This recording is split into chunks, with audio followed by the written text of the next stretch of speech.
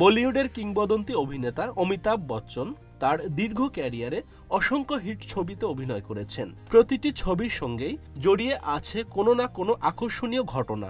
এমনই একটি ছবি হলো 2005 সালের আলোচিত সিনেমা ব্ল্যাক, যা পরিচালনা করেছিলেন সঞ্জয় নীলা বনশালী।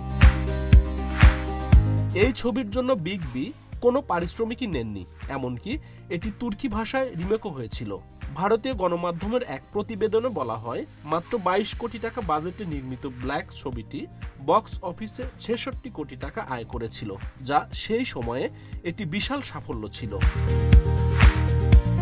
কিন্তু অনেকেই জানেন না যে এই ছবির জন্য অমিতাভ বচ্চন 1 টাকাও পারিশ্রমিক নেননি। একবার অমিতাভ নিজেই জানিয়েছিলেন তিনি সঞ্জয় নীলা বনশালীর কাজের প্রতি এতটাই প্রভাবিত হয়েছিলেন যে কেবল এই ছবির অংশ হতে চেয়েছিলেন। তার কাছে সেটাই গুরুত্বপূর্ণ ছিল, তাই তিনি পারিশ্রমিক গ্রহণ করেননি। ব্ল্যাক ছবিটি শুধু বাণিজ্যিকভাবে সফলই ছিল না, সমালোচকদের কাছেও ব্যাপক প্রশংসা কুড়িয়েছিল। 2005 সালে টাইম এর 10টি সেরা ছবির তালিকায় এটি 5ম স্থান লাভ করে।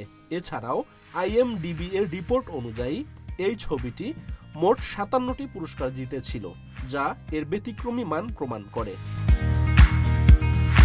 Desk report, news flash 71, Dhaka.